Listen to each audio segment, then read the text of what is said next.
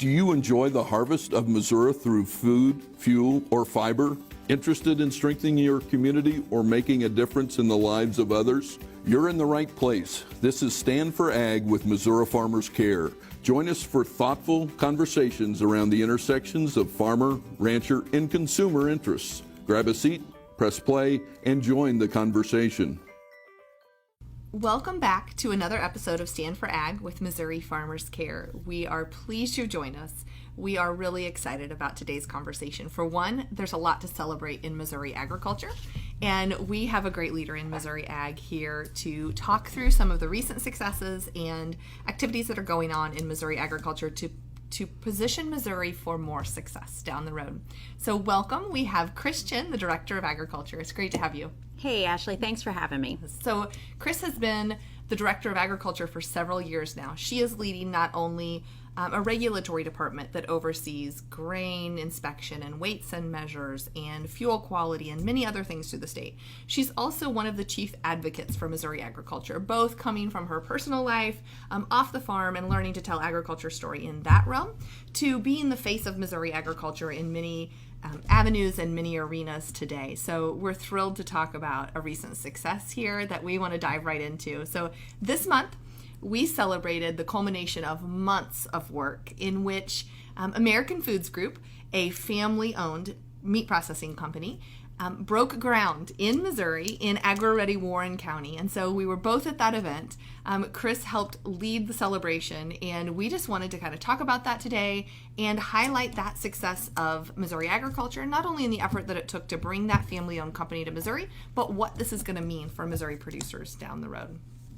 Yeah, we're really excited about this. This was a team effort, truly, and I think it's a great example of what makes Missouri agriculture strong and unique.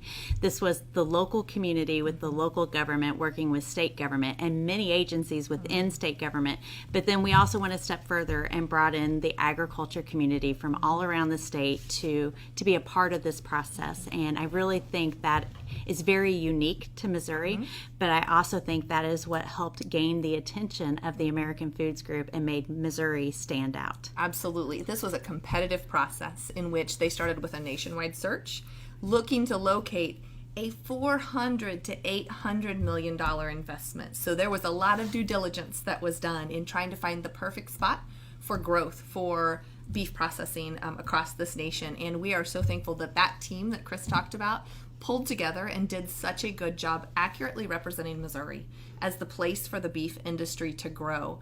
And the teamwork that it took ultimately yielded success. And we could see last week at the groundbreaking, the family was thrilled to be adding this venture in Missouri. You could just see it on their faces as they talked. Yeah, it was really an exciting event last week. And as Ashley said, the family was so excited to be a part of that Warren County community. And it was just amazing. They were beaming. And yes, I was excited because that community got to see what we experienced this entire process. This company has been amazing to work with. They are just like we are in Missouri. They're one of us. They are so cordial. They're so open. But at the end of the day, their best interest is making sure that they are supporting a strong community, and that community not only being the Warren County community, but the state of Missouri, but mostly agriculture. Yes. We have seen, so we took through the MO5 that we've talked about on the podcast before, the Missouri Food, Feed, Fuel, Fiber, and Forestry Consortium, and took a group of local producers up there so that we saw their corporate values, I think, lived out and embodied as we visited the plant in Green Bay, Wisconsin. That's one of their processing plants that's already in operation. We saw and talked to employees that are advancing their education, that have healthcare options that wouldn't be available without the plant in the community, that have seen generations of their families work at this same plant and have raised families and educated kids and invested back in their own communities while working at their Green Bay plant. And we can't wait to see those same benefits ripple out from this impact in Warren County. Yeah, Ashley's exactly right. One of the things that I noticed immediately when we went up and toured the Green Bay facility was that leadership at the highest levels knew their frontline staff on a first name basis, and you could see how genuine they were when they said they care about their employees. I witnessed one leader walk up to an employee and say, "Hey, I followed you in the parking lot today and you had a tail light out on your car. Make sure you get that taken care of. I don't want you to get a ticket."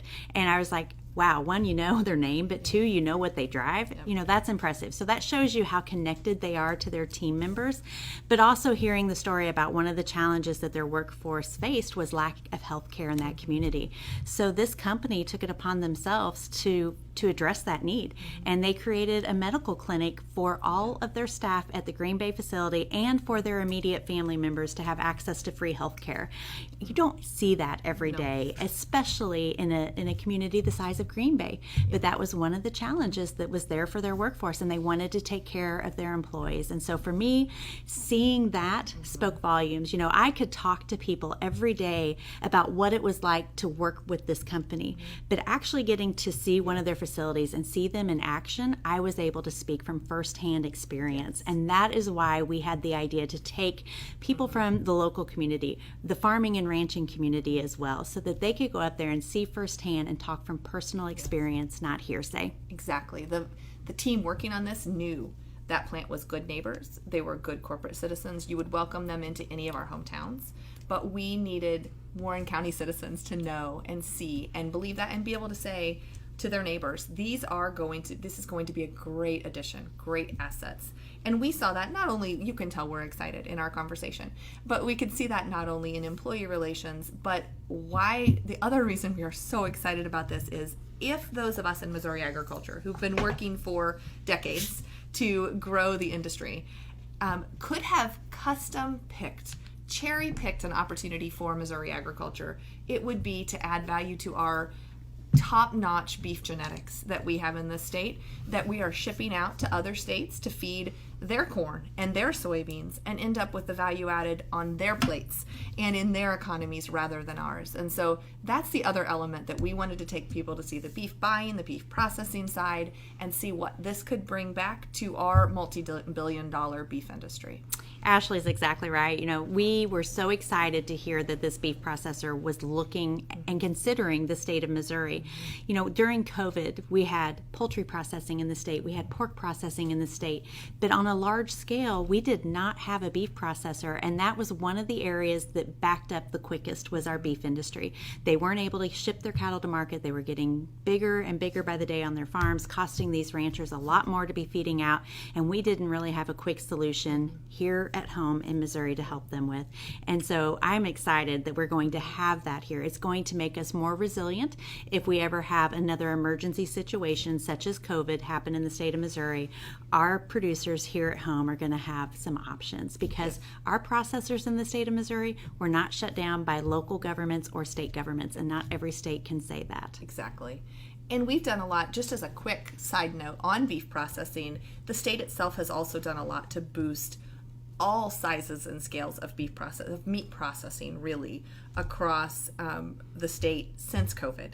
There's been a $20 million investment that I'll let you talk about that has made sure that our local lockers are also modernized and more able to meet with the off-the-farm demand that we've seen as well, boost and jump since COVID. Yes, during COVID, the state legislature gave the Department of Agriculture $20 million in CARES Act funding to try and boost our small and medium-sized meat processors in the state. And as a result, we doubled the size of our state inspection program here at the Department of Agriculture. We've added 8 new inspectors to help with all these new facilities. I think we have over 26 new facilities that are state inspected at this point in time, with more still trying to come on board. And so we're excited about that because it helped those farmers and those local communities have another choice if they wanted to do direct marketing to consumers.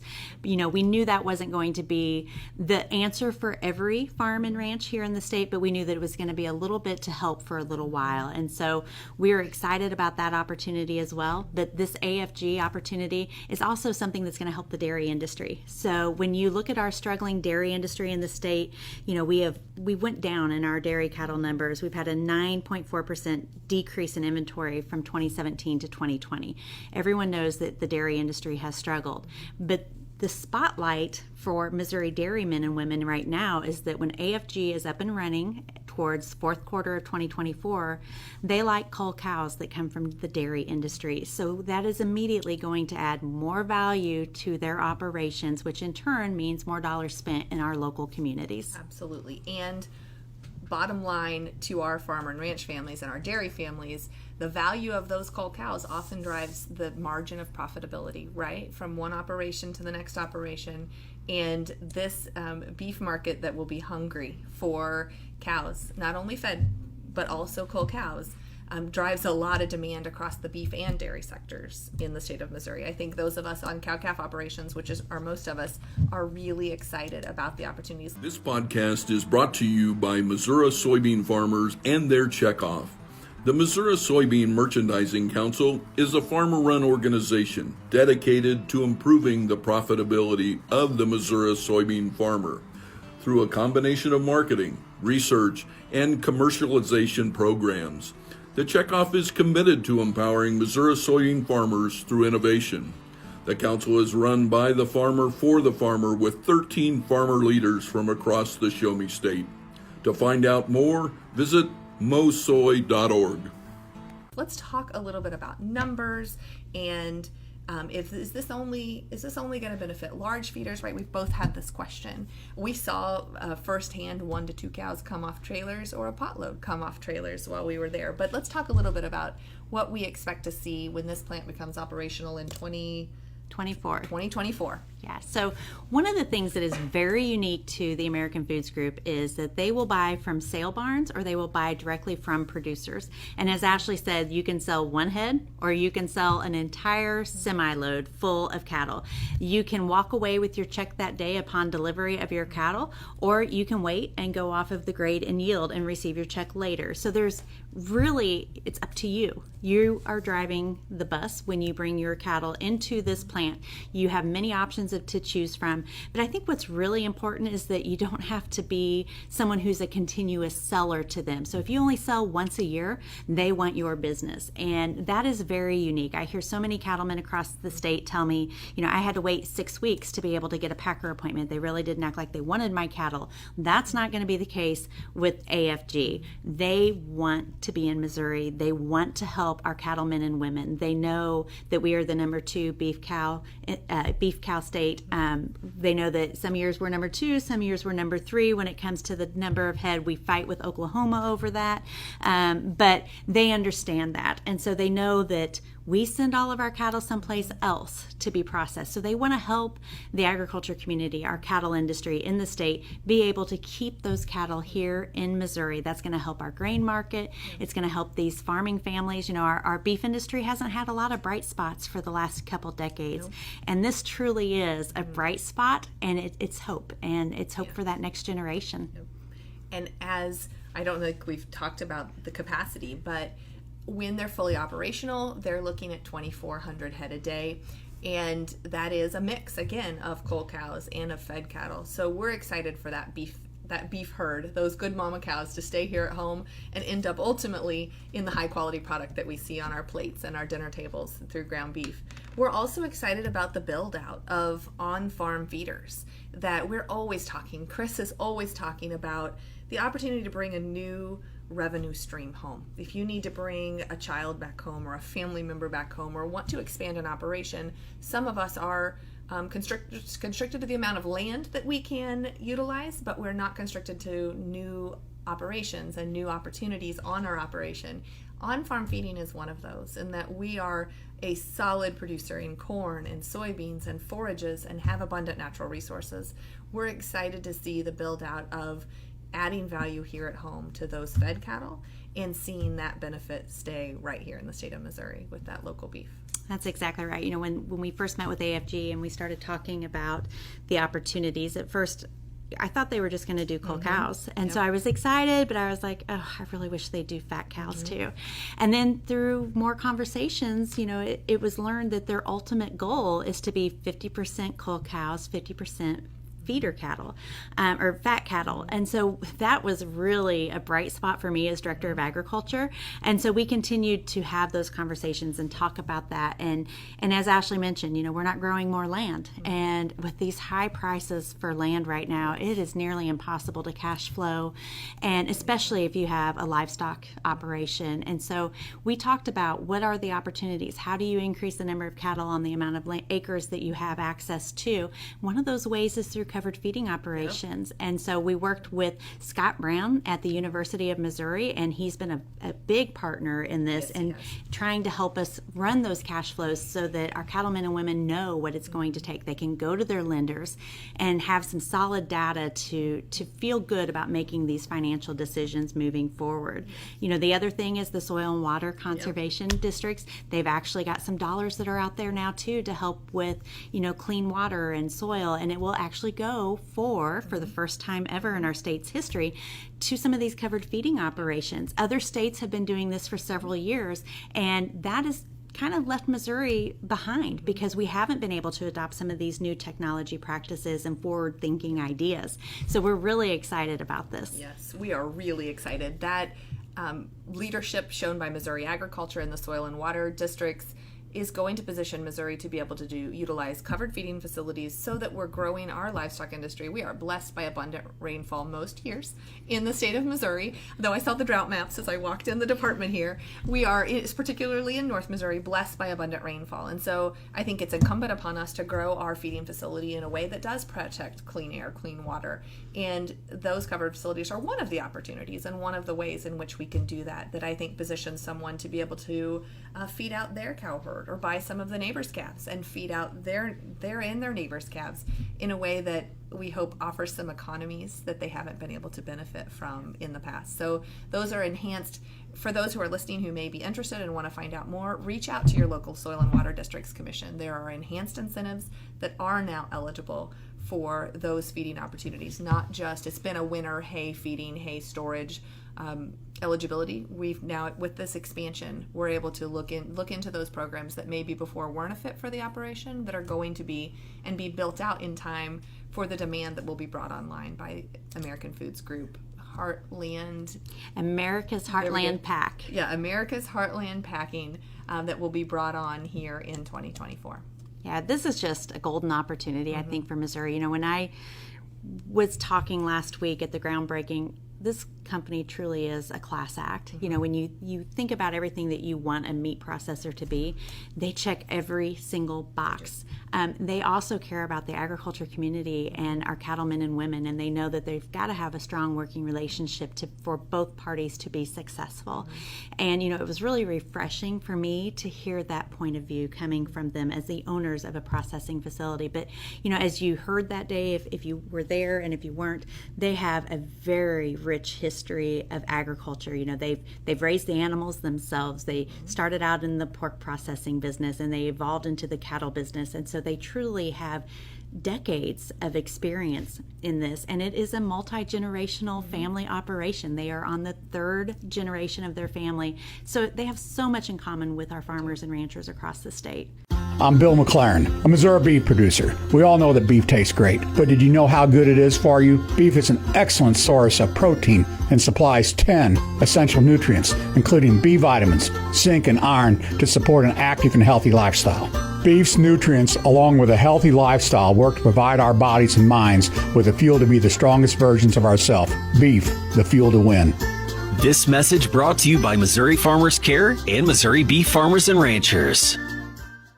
The last thing that I think that I walked away with deeply impressed by in our trip to Green Bay was the plant itself was a neighbor you would welcome into your community as well. The plant in Green Bay's scenario is located right in the heart of Green Bay.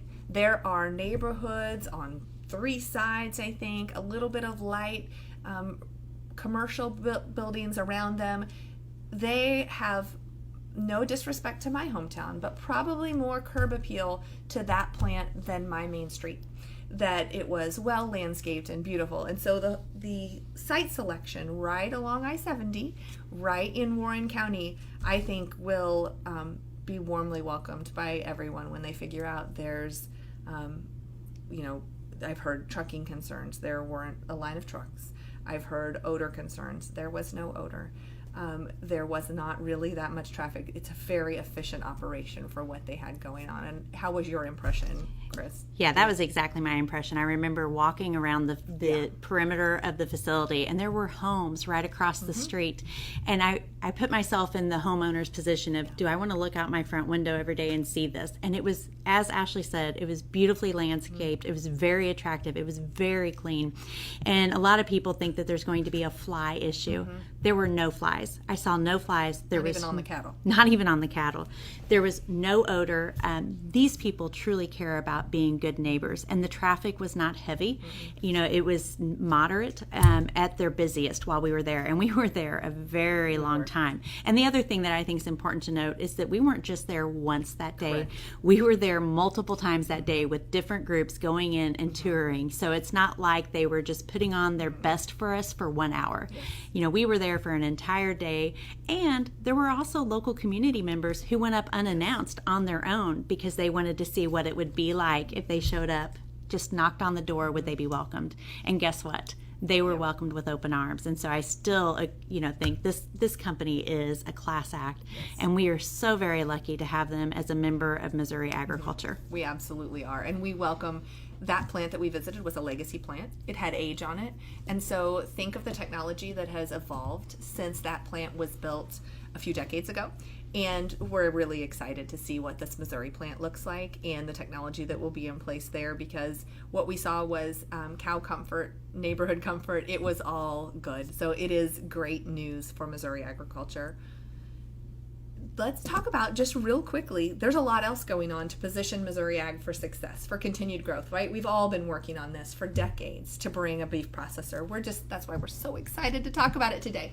So what else is happening right now? The governor's recently called a special session. A lot of that is because of agricultural tax credits that our agricultural governor just wanted to see as effective as possible.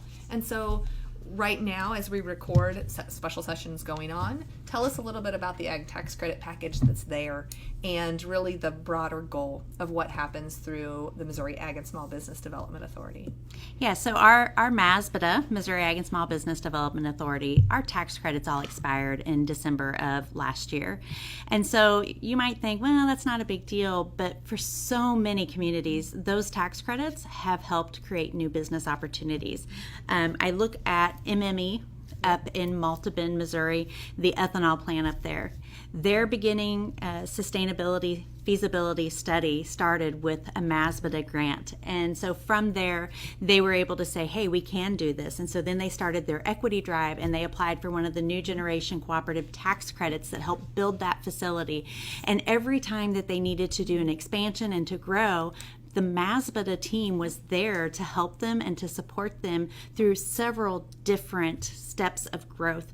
And that helped that little community continue to support agriculture, which is such a vital part of their community, and it created new jobs. So it didn't just help the agriculture community, it helped a rural economy continue to be stable and to grow. And so I think that is a hallmark of what the MASBDA program is there for. It's very broad in what it does, and it helps people of all sizes. It helps small farmers get, breeding livestock loans so that they can continue to start their operation and have that opportunity, or it can help these new generation cooperatives like biodiesel plants, ethanol plants, meat processing facilities be able to get their start, to get the investments that they need to start a growing business.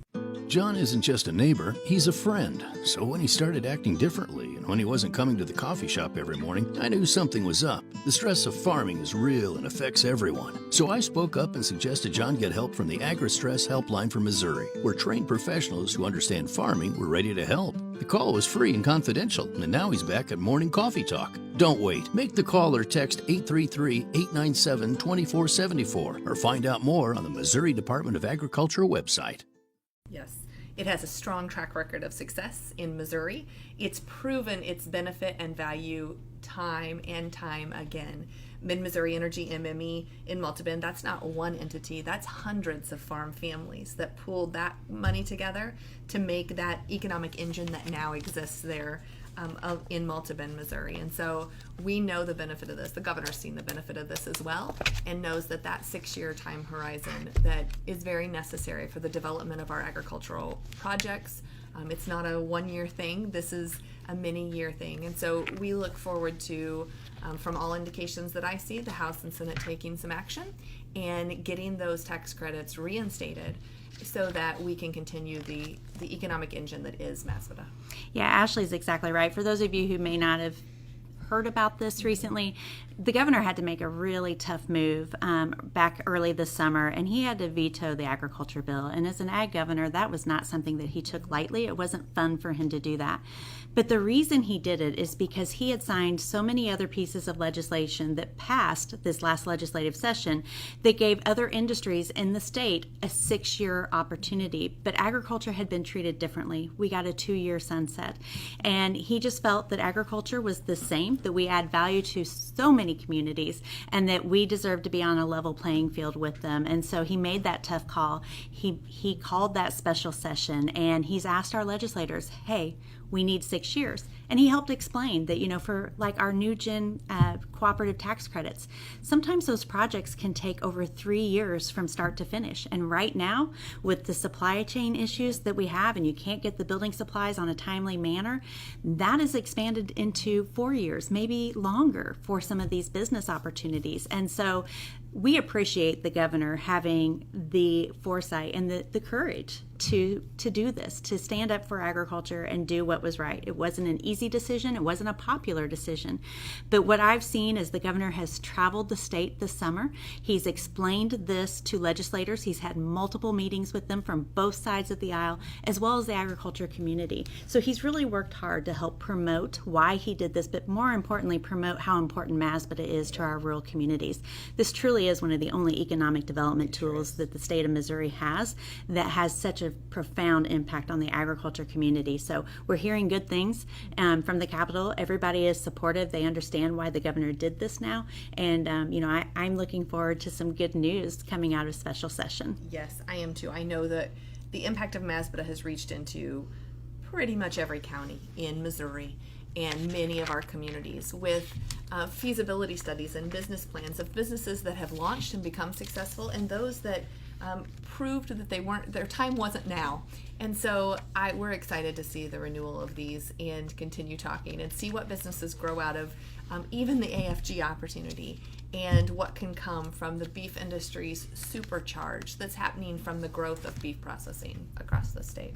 Yeah, we're just really excited because there's so many opportunities now in agriculture that when I came to the Department of Agriculture 6 years ago, we didn't have some of these bright spots that we have right now. And so as the mom of 2 kids who are, starting their careers and their lives in agriculture, I'm excited for them because the doors are wide open right now, and they have several opportunities to try and build their career in agriculture in the state of Missouri.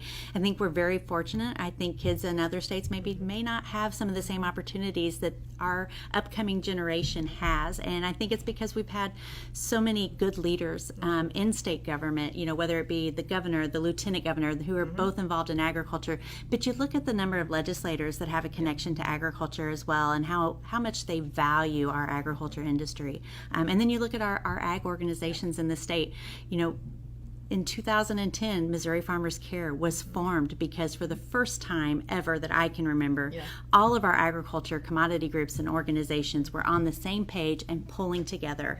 And that has just gotten stronger in the last 12 years. And you can really see the benefits of that. They have helped educate people. They have helped share the story of agriculture, and they have united all of the agriculture industry. And it's just amazing. It's exciting. It's been fun to watch Missouri Farmers Care continue to grow and develop, and I think it benefits all of us in agriculture. Yes. Our big picture vision you just embodied, and it's one that we try to see lived out through our Agri-Ready County designation. So a lot of the successes that are going on in agriculture are in these counties that have proclaimed themselves open to the business of agriculture. And when somebody asks me, what's that mean? It's exactly what Chris just said, in that we want to light some fires and turn on some light bulbs in little kids' eyes, that their career will be in agriculture. Now, we also have to help spur those opportunities locally so that there's a place. They may want to be rooted close to home like Chris and I are and stay there in their local community, or they may want to spread their wings and fly. But we want those opportunities to be available in agriculture, agricultural processing, forestry, food manufacturing, and all of the other segments and aspects of Missouri agriculture. And then we want to support those business opportunities and those decision-making and regulatory environments that allow for those opportunities. It is that complete picture that don't we all want the next generation to have the choice and the opportunity to choose to stay home and invest in their community. And that's the big picture aim for which I think we're all pulling. Exactly. And when AFG came to Missouri and Warren County was one of their destinations, I was so excited because they had looked at our Agri-Ready County designation. They knew what that meant. And I can remember when the Agri-Ready County designation was being talked about, I was like, how exciting would that be? And it paid off. Warren County, they took very courageous steps to become an agri-ready community, and it's going to pay dividends because not only is AFG coming to their community, there will be offshoots businesses that come to that community as well. And so it's really going to pay the dividends. It's going to help that local community continue to grow and be vibrant, and I'm just excited about it. I think as more counties see what's happening in the agri-ready counties, I think that list will continue to grow because the number one economic driver in the state of Missouri is agriculture. Even when you look in St. Louis area, their number one industry in some of those areas is agriculture. You look at how many jobs are in the urban areas that connect directly to agriculture, people would be amazed. And so I'm just excited about this. I just can't say enough good things about this opportunity because I think it's going to add value to so many of our farms and ranches. Exactly. Well, with that, we've had a great conversation today. You can, again, see the bright spots today in Missouri agriculture and those ahead that we're building towards. So thank you for tuning in.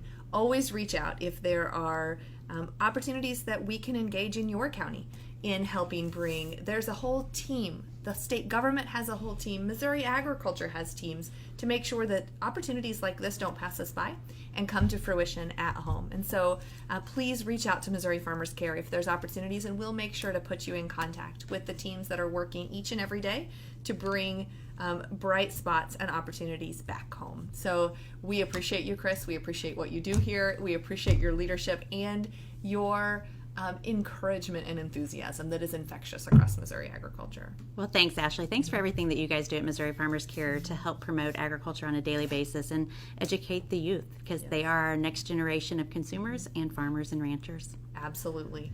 It's been a pleasure. Thank you for tuning in to this edition of Stand for Ag with Missouri Farmers Care. Thank you for joining the Stand for Ag podcast with Missouri Farmers Care. We're excited to bring you new stories each week. We as agriculturalists have a lot of stories to tell. Stories of resilience, grit, and stories of families that are united by their passion for agriculture. Each week, tune in for a new episode and join the conversation.